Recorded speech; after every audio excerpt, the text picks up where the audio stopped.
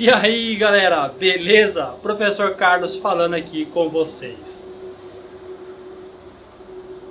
E eu vim aqui para dar um recadinho, tá? Primeiro recado, galera, se inscreve aí no nosso canal, curte o nosso vídeo e vamos estudar história porque história é legal. Bora lá, turma! Damares, dá o play aí!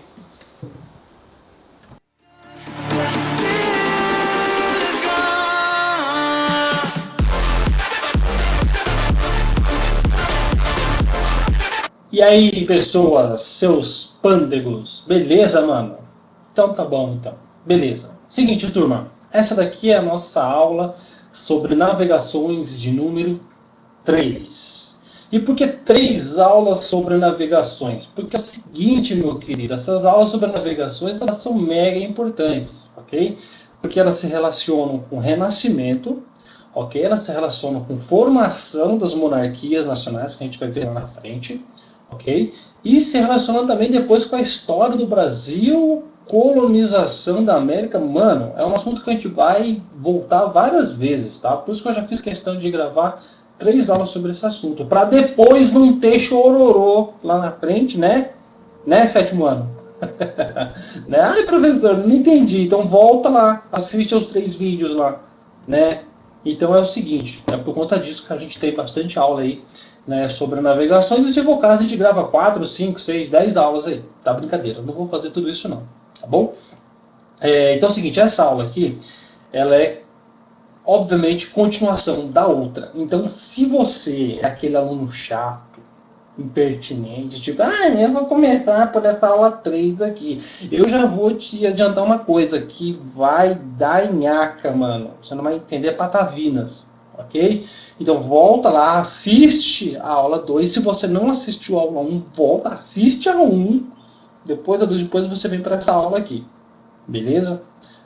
Senão vai dar nhaca e o culpado disso vai ser só você, e eu não quero você de lá nos comentários do vídeo, professor, eu não entendi essa parte, o problema é seu, por que não assistiu o vídeo 2 lá, né? Então vamos lá então, né, falar sobre navegação e comércio. Eu estou aqui com o chimarrão da fé, que vai nos acompanhar na aula de hoje. Então vamos lá dar início então, ok? Primeira coisa, ser humaninho, quando a gente fala de navegação, a gente está relacionando esse evento ao comércio, tá? Porque os caras não saíram simplesmente navegando à toa, porque é legal, porque não tinha nada o que fazer, porque é no final de semana de sol e já era, não. Tá? Tinha algo bombando aqui na Europa, que era o comércio, tá? Nós já falamos do renascimento comercial, renascimento urbano, tudo mais, e como que isso estava, né, motivando o comércio. Então eu vou, né, reafirmar essas coisinhas nessa aula aqui, beleza? Vamos lá então. Nesse período aqui já do século XV, século XVI, em muitos lugares da Europa, você já tinha um boom ali das feiras medievais, você tinha lugares ali, né, que nem Champagne, né, você tinha alguns lugares, né, como Veneza, Milão, você tinha a cidade do Porto, alguns lugares na Europa ali que tinham feiras consideráveis. Então nessas feiras você tinha mercadores que vinham de diversas partes da Europa e expunham seus produtos ali vendendo, igual você vê nos filmes mesmo, tá? E quando você pensa em feira, você já se remete às feiras que tem hoje em dia, né? A barraquinha de pastel, né? Barraquinha de roupa, é aquilo. Né? As feiras que nós temos hoje em dia são, né, inspiradas nessas feiras medievais aqui. Os caras iam lá, montavam a barraquinha, colocavam os produtos à venda e a galera circulava entre as coisas e ia comprando o que queria, tá? Então as feiras, elas eram, né, muito comuns, né, estavam ganhando impulso. A Europa, ela tinha saído de um período muito grande de guerras, né, de pestes, de tudo mais, e estava no seu renascimento comercial e renascimento urbano. E isso possibilitava que as feiras, que os comércios voltassem. Beleza? Joia, então, beleza, então. Vamos lá, então. Por isso que eu coloquei aqui, ó, renascimento comercial e renascimento urbano. Beleza? E vamos retomar de novo essa ideia. Uma coisa está relacionada com a outra, tá? Por quê? O comércio vai ocorrer dentro da cidade, um lugar protegido, um lugar, né, cercado, com residências. Muitos artesãos, né, estavam dentro da cidade, produzindo as suas coisas ali. Né? Então, obviamente, o comércio vai começar a ressurgir ali dentro também. Então, o renascimento urbano e o comercial estão relacionados. Ok? Beleza, vamos lá então. Aí você deve estar se perguntando, nossa, professor, mas o que esses caras estavam comprando, o que estavam vendendo? Ora, simples, erva de chimarrão, cuia, bomba, tô zoando, brincadeira, né? Tinha alguns produtos que para aquela época eram produtos muito caros, muito consumidos, eram produtos especiais, eram as especiarias, como eu já disse lá no outro vídeo. Tá? Dá um exemplo, professor. Pimenta do reino, cara, né? Noz moscada, açafrão, canela. O que rolava com essas coisas? Primeiro, a pimenta, mano, ela era usada para conservar, né, alimentos, para poder dar gosto, temperar. Porque, assim, você e eu somos pessoas, né, a gente está aí sempre consumindo que nem maluco mesmo. A nossa sociedade é bem consumista, né? Naquela época, por exemplo, tem coisas assim que não fazia parte da dieta das pessoas diariamente. Por exemplo, a carne. Os caras não saíam comendo carne todo dia, que nem você, né? Tipo, mãe, eu não vou comer não, só tem ovo. Não tem carne, eu não vou comer, né? Essa frescurinha, né? Cara, era difícil. Então quando tinha carne lá, os caras comiam mesmo. Mas e se estragasse? Põe pimenta, põe pimenta, disfarça o gosto e come a carne estragada mesmo. Vai desperdiçar carne, você tá ficando louco. Né? Então a pimenta ela tinha essa dupla função, né? Ela temperava, ela ajudava, né, a conservar também a carne para poder durar mais tempo, né? Carne bem apimentada, bem salgada e tudo mais, né? Noz moscada, açafrão, canela. Esses produtos aqui, eles não estavam relacionados também só a tempero, só a sabor. Também estava relacionado também à medicina, porque, cara, canela, né, é medicinal. Né? Quem aqui nunca tomou chá de canela quando está gripado? Quem nunca? Chá de gengibre. Né? Sua mãe já deve ter te dado isso aí em algum momento, aí, quando você estava lá, todo gripado, com o nariz escorrendo, lá tossindo, que nem um louco lá em casa, né? Menino, toma aí esse chá de gengibre aí e tal, toma esse chá de canela e vê se sara essa gripe, limpa esse nariz aí, né, essas coisas que mãe fala, né. E, professor, o cravo da Índia, ó, o cravo da Índia é pra pôr no beijinho, brrr. Os caras faziam festa de aniversário, tinha que colocar alguma coisa no beijinho pra galera pegar e jogar fora. O que era o cravo da Índia? Não, eu tô zoando, galera, o cravo da Índia ele também tem uma questão medicinal também, né.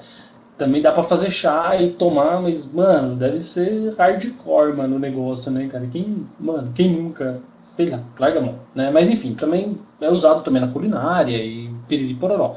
Então, esses produtos aqui, cara, estavam no dia a dia da galera. Então, todo mundo precisava para conservar carne, para poder temperar e piriri pororó, e para tomar um remédio, para não morrer e tudo mais. Então, eram produtos que tinha bastante saída. Quem vendia essas coisas não ficava com estoque. Chegava e vendia. Tá? Então já era uma coisa que movimentava muito o comércio. Mas, cara, tinha artigos de luxo, mano, para aquela época. Mano. Antes, olha uma imagem aí dos temperos aí. Você que não conhece, tá aí, ó. Né? Vai lá na despensa da sua mãe lá e procura o açafrão lá. Você vai achar uma coisa assim, bem amarelinha. Procura lá pimenta calabresa. Você vai achar uns negócios assim. Coloral, olha ele aqui, ó. Tá? São temperos que você consome de hoje em dia. Você não sabe, né, mano? Você não sabe nem que a sua mãe faz da cozinha lá, que você é um cara meio alienado, né? Mas acredite, né? Ela ainda usa esses temperos, tá bom? Né? Ó, aqui, ó. Essa aqui é a noz moscada. Tá? Olha o cravo aqui, ó. Cravo da Índia. Que alguém vai pôr no beijinho e estragar a festa de aniversário de alguém. Ai, meu Deus do céu. Vamos lá. Quais eram os produtos de luxo, mano? Os produtos caros, mano. Ó, o açúcar, mano. Açúcar, né? Você que não dá nada pelo açúcar, acha que, tipo, nada a ver. Mano, era uma coisa muito cara, mano, né? Em alguns lugares os caras apelidavam açúcar de ouro branco, mano, né? De tão caro que ele era, porque o bagulho era treta mesmo, né? Café. Mano, o café não era uma bebida comum, assim, tipo, todo mundo toma café. Você vê seu pai aí na quarentena tomando café 10 vezes por dia, né? Vai lá na cozinha e bebe. Né? Mas não, naquela época não era bebida extremamente fina, né? E era difícil de conseguir. Por quê? Porque a produção tanto do açúcar como a do café vinha da Índia, né, cara? Então era, né, os produtores indianos e os vendedores, né, os árabes que iam até o Oriente, buscavam esses produtos e levavam até o Ocidente. Os caras mantinham um segredo assim, cara, surreal dessas coisas. Por quê? Porque aí tá lá a alma do negócio, né, cara? O segredo é a alma do negócio. Então, os caras não divulgavam como o açúcar era produzido, né, cara, como você, desde o cultivo da cana até o processamento, o café e tudo mais. Tanto é que na história, quando, né, o segredo, né, desses produtos é revelado, cara, a história muda. Porque, por exemplo, o que vai fazer Portugal olhar para o Brasil e querer colonizar aqui? A possibilidade de cultivar cana de açúcar.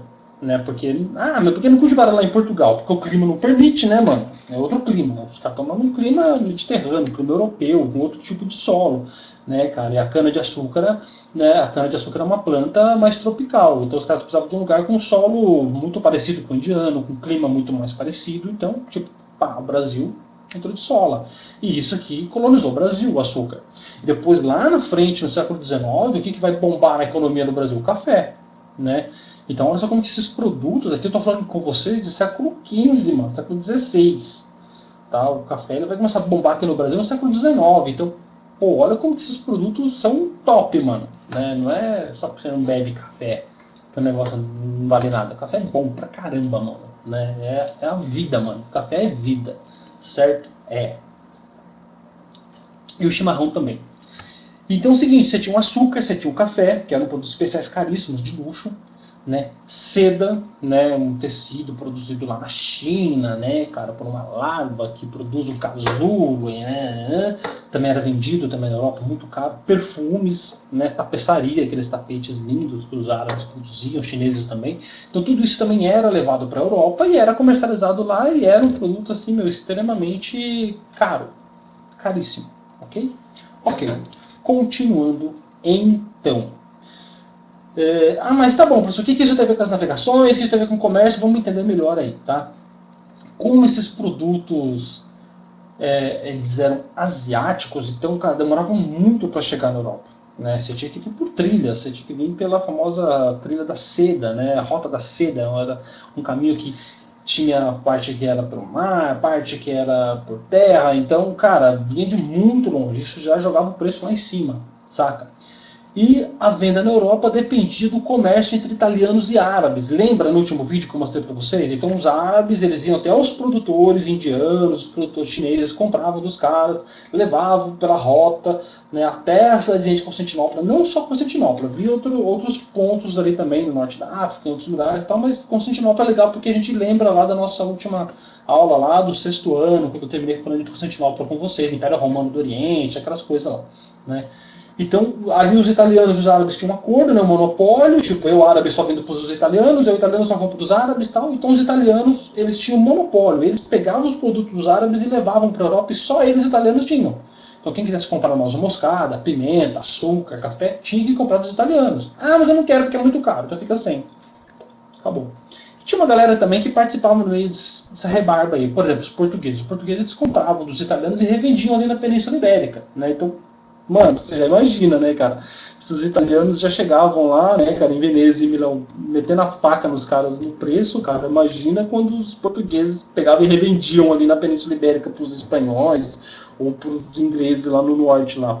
Putz, mano, devia ser um negócio de tipo, ó, eu troco essa pimenta pelo seu rim, né, cara? Devia ser um negócio mais ou menos assim, caríssimo, né? Então, né, você já tá imaginando se... o preço é muito alto, obviamente que o comércio é atraente, óbvio. Né? Quem que não quer participar de um comércio desse? Quem que não quer vender um produto caro? Todo mundo quer. Então, né, no decorrer aí do século XV, século XVI, você está falando de renascimento comercial, renascimento urbano, pô, você tem mais pessoas, né, querendo entrar nesse comércio. Mas dava? Não. Por quê? Porque os italianos não deixavam. Mas eu vou lá até Constantinopla e vou comprar. Beleza, vai lá, os árabes não vão vender para você. Os árabes vão vender para os italianos, porque eles tinham um monopólio. Mas se eu fosse com mais dinheiro, mano, os caras iam te vender por um preço extremamente alto. Não ia compensar para você pegar dos árabes e querer vender de novo na Europa. Você ia quebrar a cara. Então, era um comércio muito, muito top, movimentava muita grana, mas também era muito restrito. Tá? Não era qualquer um que chegava lá e já ia participando. Ok? É aí então que a gente vai lembrar de Portugal. Só que para isso a gente tem que voltar. Percebe que eu estou falando de navegações com vocês, estou falando de renascimento comercial, renascimento urbano, estou falando do século XV e século XVI, tá? Estamos falando de 1500 e alguma coisa, 1530, 1550, 1600 e tal. Não, 1600 não, 1530, 1500 e alguma coisa. Agora eu vou voltar na história. Preciso voltar com vocês para falar da formação de Portugal. Então eu vou falar do século XII com vocês. Opa! Século XII, professor. Mano, entendeu? A gente já está voltando a falar de Idade Média já. Então volta e rebobina. Por quê? Eu tenho que voltar para falar de Portugal para você entender qual era o lance de Portugal com essa história aí. Tá? Por isso que o quê? Portugal sai na frente. Mas sai na frente no quê? Vamos entender aí. A gente está aqui falando de Itália, Portugal, Inglaterra, mas nesse momento aqui a gente fala mais dessas coisas só para você situar essa sua cabecinha maluca cheia de vento aí. Tá? Mas, se a gente pudesse voltar no tempo, você chegasse e falasse assim, nossa, eu vim para Itália. Todo mundo vai falar para você, quê? Itália, mano, tá louco? Não tinha Itália, mano. Na Itália é um país que vai surgir depois, lá no final do século XIX. Né? Então você ia para Veneza, você ia para Milão, você ia para Roma, né? Que eram localidades dali. Eu para Inglaterra. Não, você não vai para Inglaterra. Não tinha Inglaterra. Eu vou para França. Não tinha França, mano. Esses países ainda não existiam. Tá? Como a gente imagina eles hoje, um território, uma nação, um governo. Não, eram feudos. Tá? Se eu não lembro que é feudo, vai ver nossa matéria lá do 6º ano, lá, que lá está explicando direitinho sobre feudalismo para você. Tá? Porém, em 1128, Portugal vai sair na frente, mano. Vai sair na frente do quê? Na corrida. Zoando. Por quê? Porque foi o primeiro país a se formar na Europa. Tá? Eu vou deixar para me aprofundar melhor nisso aqui quando for falar sobre o absolutismo, que vai ter uma aula só para a gente ter do absolutismo em Portugal, em Espanha, em Inglaterra e França, porque a história de Portugal é muito top, mano. É muito legal nesse sentido aqui. E também ajuda a gente a entender esse lance de formação. Então agora eu vou dar umas pinceladas. O que você tem que saber é que em 1128 não existia nenhum país ainda na Europa como a gente imagina hoje em dia. Tá? Porém, Portugal vai passar por um processo que vai levar à monarquia. Esse processo é uma guerra, que vai começar com a expulsão dos árabes da Península Ibérica. A Península Ibérica, professor, o que é isso? Pesquisa aí no Google aí, mano. Península Ibérica é aquela região ali da Europa, onde está Portugal e Espanha, ok? Então eles vão expulsar os árabes, depois eles vão ter que lutar contra a Espanha, e aí os caras vão se fortalecer pra caramba e vão formar Portugal. Aí surge um país chamado Portugal, tá? E aí os caras vão ter, né, todas essas condições aí.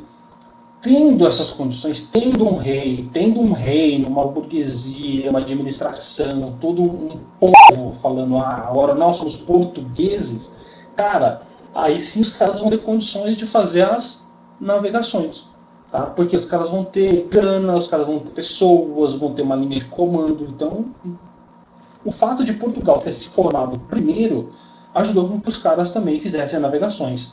Aí você fala assim, nossa, professor, mas os caras não navegavam nada antes? Não, tinha uma navegação. Tinha, ó. Trouxe aqui um mapinha de Portugal. Vem aqui comigo, presta atenção. Ó. Mapinha de Portugal. Mano, olha o tamanho do litoral que esses caras aqui têm, mano. Cara, os caras vão pra praia todo final de semana, eu tô brincando, tá? Então, assim, Portugal já tinha uma tradição de navegação. Os caras já navegavam, os caras já pescavam, né, cara? Por isso que lá os caras têm tradição de comer muita sardinha, muito bacalhau, muitos frutos do mar, porque os caras, você pegar a primeira ocupação aqui dessa região da Península Ibérica, que os caras já tinham uma relação com o mar, com a pesca. Porém, era uma navegação mais costeira, mano, porque os caras não eram loucos de vir, né, pro meio do Oceano Atlântico. Eu já vou explicar o porquê disso daí, tá? Então, os caras já tinham uma marinha, mas tinha uma tradição de navegação, os caras iam navegando por aqui e tal, navegavam ali no mar Mediterrâneo e tudo mais, tinha uma navegação nos rios e tal. Então, o que vai mudar então com a unificação, com a formação de Portugal? Óbvio que a navegação vai atingir um outro nível, mano. Opa! É disso que eu estou falando. Com a unificação do reino, com a unificação das forças, com mais grana, com mais burgueses, com mais, né, pessoas ali, a navegação vai para outro nível. Os caras vão ter barcos melhores, navegadores melhores, mapas náuticos, e ele vai chegar nessa parte aí. Aguenta aí. Tá? O que você tem que entender é que Portugal tinha condições, então, também geográficas, né? Porque os caras tinham, né, aqui um litoral muito grande, os caras tinham uma tradição com embarcações, com, né, navegação aqui costeira, e agora os caras se unificaram, tem um reino, tem grana, tem tudo, então agora a navegação vai para outro nível aí. Tá? E vamos começar a falar um pouquinho sobre isso daí. Portugal era um reino centralizado. Isso faz toda a diferença. Vamos comparar Portugal com França, vai. Então, ali, ou com a Espanha, mesmo que em 1128 também ainda não existia ainda, né?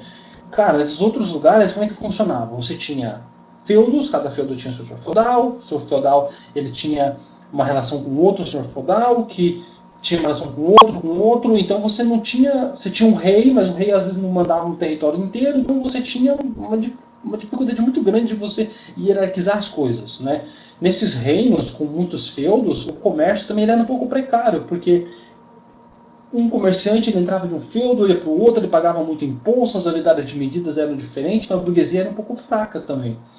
Com um reino unido, opa, você tem um rei, você tem leis para o reino inteiro, você tem uma burguesia muito forte, porque os caras conseguem fazer um comércio nacional.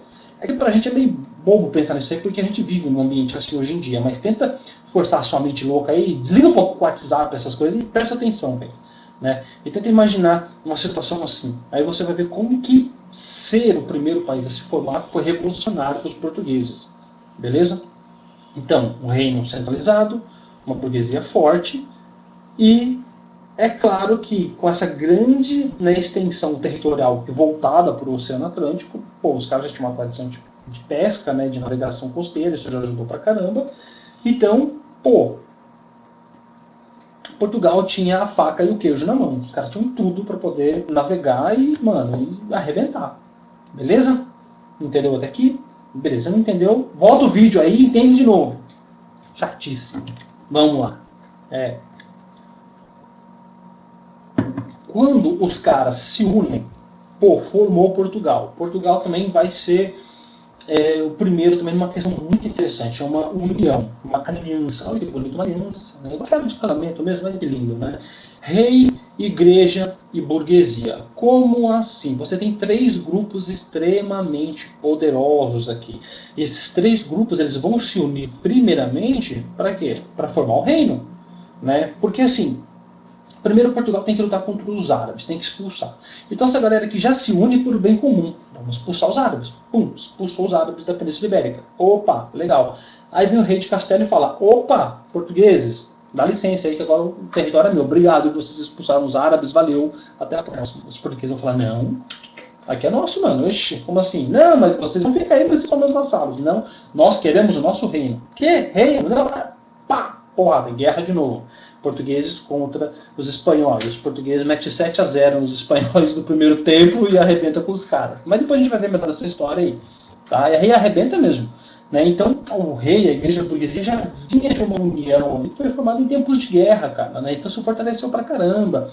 Isso também fortaleceu o nacionalismo português, porque aquela galera lutava por Portugal, pelo rei português, e não por nobres e tudo mais. Mas a gente vai ver isso melhor lá na frente. Nossa, vou parar de falar isso daí, mano, porque tá ficando chato, eu tô ficando com raiva de mim mesmo, já de tanto ficar falando isso daí. Mas é que se não falar isso, sua cabecinha buga e aí depois você vai lá nos comentários escrever baboseira lá. Vamos lá então. Beleza. União, rei, igreja e burguesia. Você tem três grupos extremamente poderosos, extremamente influenciadores. Né? Esses três grupos vão se unir por um interesse em comum, que é formar Portugal. E isso você está pensando assim, nossa professor, eles também vão se unir para fazer as navegações? Bingo! Acertou. Acertou, miserável. Exatamente. Os caras também vão se unir pelas navegações, porque cada grupo tinha o seu interesse também relacionado às navegações. Dá um exemplo, professor. Aqui, ó. O que o rei e a nobreza queriam? O rei e a nobreza eles queriam terras, queriam riquezas, queriam fama. Tipo, eu sou o rei que chegou até a Índia. Ixi, né?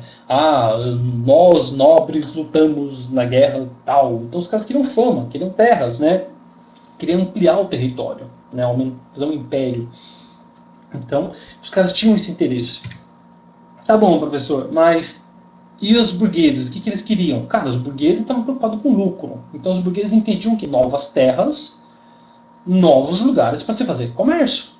Novos lugares para se fazer comércio, novos produtos que eu posso pegar esses produtos e vender do lugar onde eu já domino. Então, para a burguesia, cara, era muito top participar das navegações e se envolver nisso daí, tá?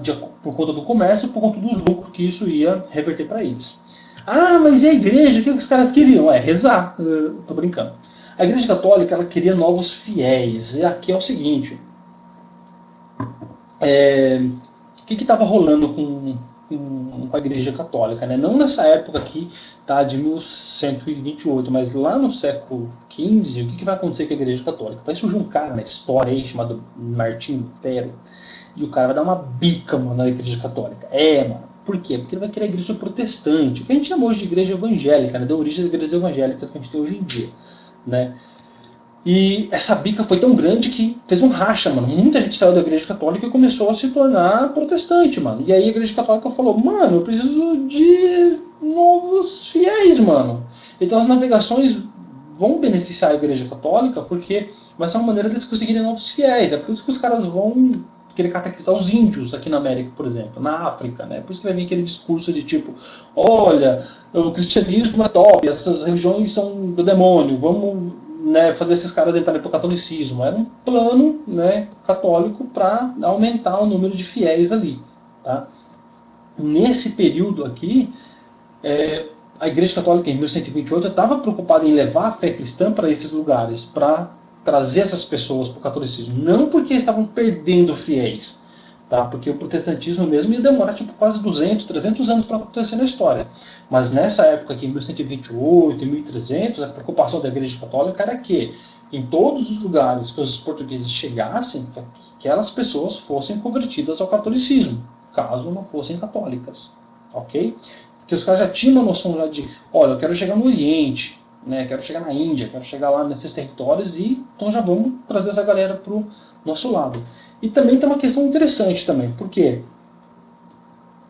se eu sou português, eu estou colonizando você, e você tem uma outra religião, você pensa de uma maneira diferente da minha, fica mais difícil o nosso diálogo, fica mais difícil você aceitar a minha dominação.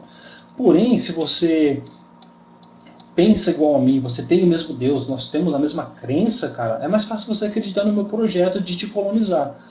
Porque daí você entende que eu estou te fazendo bem, né? Eu vou assim dizer, porque é uma questão de ascensão. Tipo, eu estou te tirando de um estado primitivo e te trazendo para o meu lado e te colonizando. Olha que bacaninha, né? Mas é uma questão ideológica que está por trás dessa questão do catolicismo aqui nesse contexto. Não vai falar besteira depois, beleza? Bora lá então. A gente já entendeu então o interesse da burguesia, da nobreza, né, e da realeza. Então vamos lá então. Professor, então os caras saíram navegando e para já era. Não, mano, não é bem assim. Porque os caras também tinham uma visão de mundo. E essa visão de mundo que os caras tinham naquela época influenciou na maneira como eles navegaram. Beleza? Como assim, professor? Seguinte, os caras acreditavam numa teoria, né, de que apesar deles eles acreditavam na teoria de que a Terra era plana, mano. Cara, plana. Não, mas vamos fazer um negócio, vamos fazer um parênteses aqui, né? Uma coisa é os caras lá no século XII, século XIII, século XVI, acreditando que a Terra era plana. Outra coisa é hoje em dia alguém aí no churrasco na sua casa falando besteira, né, mano?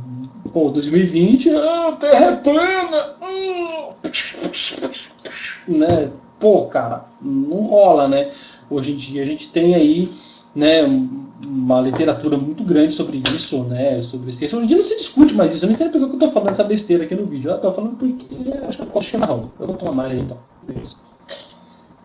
Mas naquela época a visão dos caras era um pouco limitada. Então, apesar dos caras terem uma grande tecnologia para navegar, né, os caras se apropriaram da bússola, né, do sextante, de várias coisas, os caras criaram, né, produziram as caravelas, que era uma embarcação nova para aquela época e tudo mais. Os caras tinham uma visão limitada de mundo ainda. Para eles o mundo era plano. Então o que os caras acreditavam, mano? Os caras acreditavam naquilo que esses malucos ainda acreditam ainda hoje em dia, né, cara? Que tipo, nossa, se eu sair navegando que eu vou cair no abismo, cara. Né? Então hoje em dia você faz esse tipo de coisa é uma besteira sem tamanho, né? Mas naquela época os caras acreditavam nisso. E isso, né, praticamente influenciou as navegações porque limitou durante bastante tempo, né, cara? Cara, os caras não queriam encarar o mar aberto. Quando eu falo mar aberto, é você navegar, mano, no Oceano Atlântico, cara, né? Você, né, ir em direção ao oeste, tipo, pá, vou aqui. Não vai, mano, vai cair no abismo, cuidado. Se não cair no abismo, vai ter uns monstros no caminho que vai te devorar. Então era a visão dos caras. Quem vai começar a quebrar isso daí é o Colombo, como eu disse lá no outro vídeo pra vocês, que vai provar, né, que não, a Terra não é plana, velho, né? Mas vamos continuar aqui. Eu trouxe umas imagens. Espera. Agora é hora de uma coisa muito importante. Acabou a água do chimarrão. Meu Deus do céu, não dá pra continuar a aula sem tomar chimarrão, velho. Vamos lá. Ai, ai. E aí, galera, a vida, como é que vai? Tá bom? Tá curtindo a vida? Como é que vocês estão fazendo essa quarentena aí? Beleza, escreve aí no comentário aí o que vocês estão fazendo aí na quarentena. Beleza? Eu tô aqui preparando a aula pra vocês. Tá? Espero que vocês curtam esse vídeo. Vocês compartilhem, porque tá dando um trabalho danado para poder montar isso aqui. Deixa eu secar aqui que eu fiz sujeira. Ai, meu Deus do céu. Pronto. Vamos lá então, voltando para a nossa aula. Olha a visão de mundo que esses caras tinham, né? Essa é a ideia de terra plana. E quando o seu parente ou o seu amigo, sei lá quem vai ficar falando de terra plana na sua vida. Eu falo disso, mano, porque eu fico louco da vida. Como que no século XXI ainda tem seres humanos que falam isso, velho? Mano, é pra matar mesmo o peão, né? Então, nessa terra plana é isso aqui, ó. Tá? Você ia navegando e caía na boca do dragão. Tinha um dragão aqui embaixo bebendo água, mas o dragão não gosta de fogo. Não gosta de fogo. Por que ele bebe água? Sei lá. Porque tem queimação. O dragão tem queimação. Ah, entendeu? Não. Então tá bom. Larga a mão. Essa era a visão dos caras. E por eles acreditarem nessa visão de mundo, isso dificultava pra caramba para os caras navegarem e chegarem em lugares novos, como por exemplo, América. Tá? Qual que era o desdobramento disso daí? Então é o seguinte, né? Ao se lançar no mar, eles se depararam com um desconhecido, cara. Olha que coisa louca. Então, quando os caras começaram a navegar, não foi só o lance do tipo, eu vou lá pegar uns produtos que vão me dar lucro aqui na Europa. Não, mano. A percepção dos caras começou a mudar. Pra caramba. E não tô falando só quando o Colombo chegou no continente americano, os caras, pô, mano, tem outro continente ali, olha os índios. Vixe. Não, mano. Não tô falando só necessariamente disso, tá? Os caras começaram, né, a encontrar animais, né, espécies marítimos que os caras até então não conheciam, cara. E isso daí começou a habitar a mente dos caras. E aí os caras não sabiam explicar certas coisas, os caras representavam o quê? Como monstros. Igual eu e você hoje em dia, quando a gente não conhece alguma coisa, a gente fica o quê? Com medo de falar, meu Deus, o que é isso? Não chega perto, vai que explode. Né? A gente tem essa tendência, né? Uma questão meio instintiva ainda da gente se afastar daquilo que a gente não conhece e querer, né, rotular aquilo, né? O diferente como algo perigoso. Né? Então os caras também faziam isso. Por isso que a gente pega umas representações dessa época, né, com mar, com monstros. Eu trouxe umas imagens aqui pra gente ver e conversar um pouquinho sobre isso também.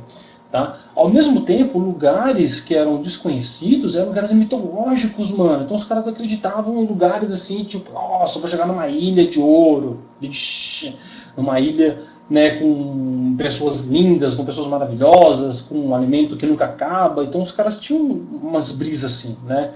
Por quê? Porque eles passavam por lugares assim, meu, pô, eu fico imaginando os caras, cara, chegando, meu, em Porto Seguro naquela época, cara. Devia ser um lugar muito lindo, muito maravilhoso, cara. Não tem como você chegar num lugar daquele e falar que você não tá no paraíso, mano.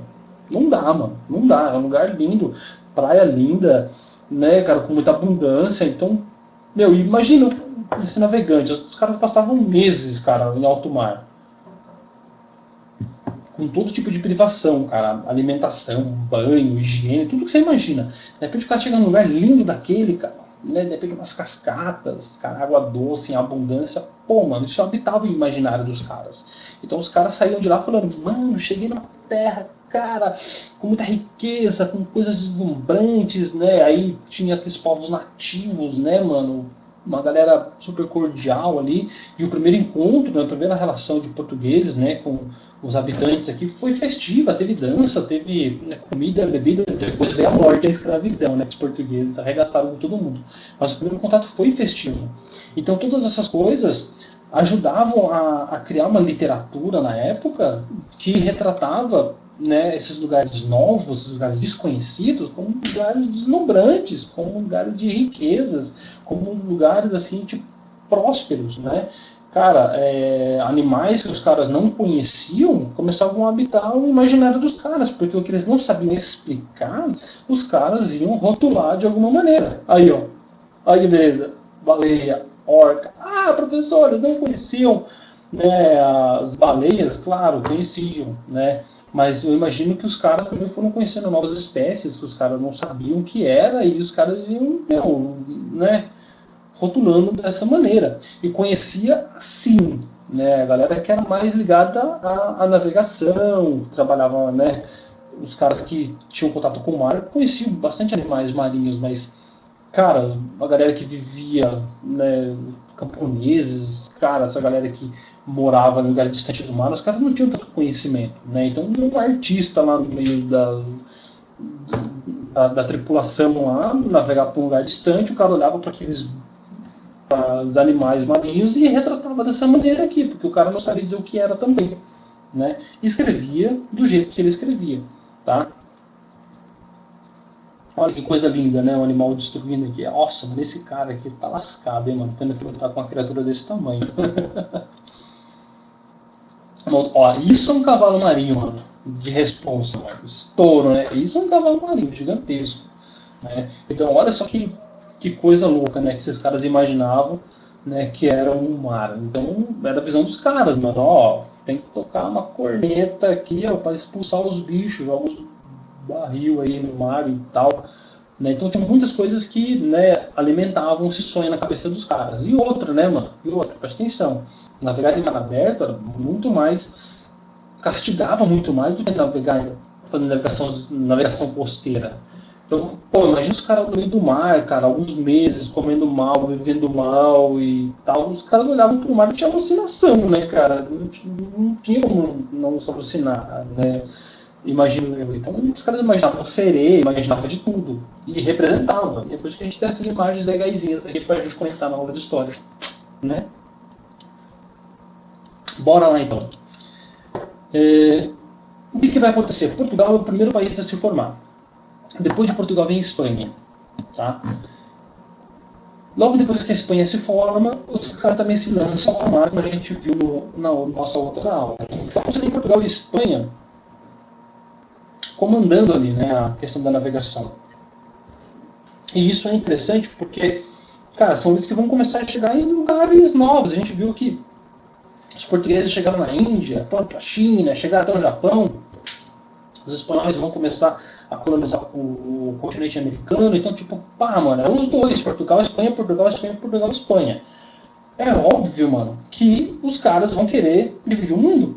Por quê? Porque até então, né, as outras navegações de França, de Inglaterra eram mais limitadas, né? E tinha um outro lance aqui também, tá? Que é para você entender. Portugal e Espanha, os caras eram as maiores autoridades? Não. Quem que era a maior autoridade no mundo ocidental naquela época? Era a igreja, né? E dentro da igreja o Papa. Portugal e Espanha eram países católicos. Por serem católicos,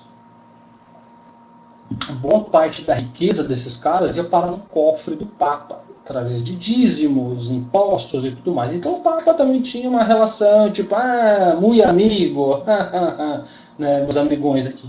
Então tinha um colúnio ali, uma combinação, um jogo de interesse. Lembra? A Igreja Católica também estava muito interessada também com as navegações, porque era interessante para elas por conta, né, dos novos fiéis, por conta, né, das riquezas que acabavam chegando para eles. Então a Igreja Católica também não vai se sentir desconfortável em dividir o mundo entre Portugal e Espanha, né? Estamos nós aqui, e Portugal era uma potência na época, a Espanha era uma potência na época, a Igreja Católica era uma potência, os caras eram potência mesmo, que acha ruim pega eu. Era um negócio assim, né? E aí surge a divisão do mundo entre essas duas potências aí, tá? Eu coloquei aqui, né, que tem um intermédio do Papa. Isso acontece porque tinha esse interesse da Igreja Católica. E é Portugal e Espanha porque são os dois que vão conquistar vários territórios aí no nosso globo. Então eu trouxe aqui um mapinha aqui mostrando para vocês o mapa da época, né, que é o famoso Tratado de Tordesilhas, tá, que dividiu aqui o nosso território aqui, né, e dividiu o mundo de um lado Espanha, do outro lado Portugal, tá?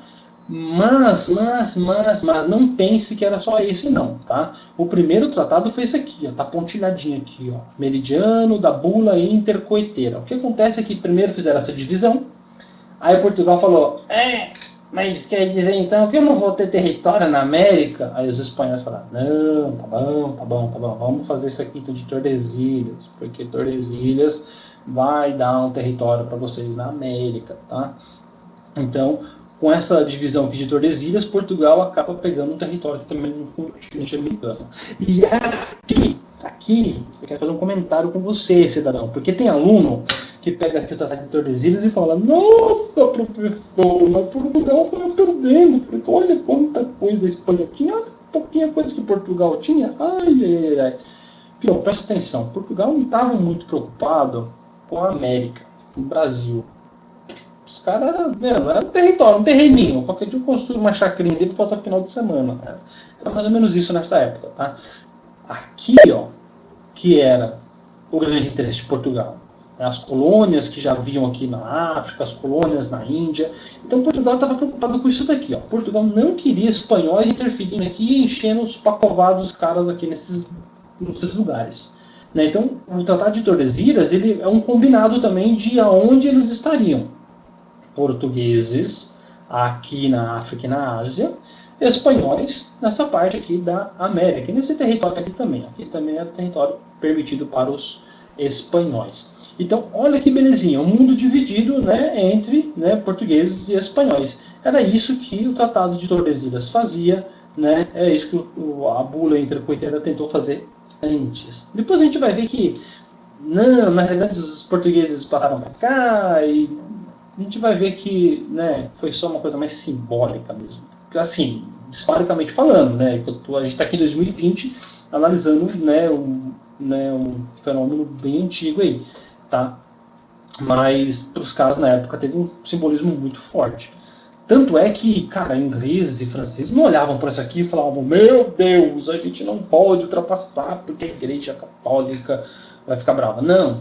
O que esses caras, o que ingleses e franceses falavam, outros povos falavam? Falavam o seguinte, olha, eu desconheço uma parte do testamento de Adão e Eva que deixa o mundo inteiro para portugueses e espanhóis. Ou seja, se não tem nada registrado na Bíblia, então eu posso ir lá e posso colonizar. E é por isso que ingleses vão vir, franceses vão vir, vão colonizar também, né, o continente americano. Porque os caras estavam tipo, né, se lixando do acordo entre portugueses e espanhóis.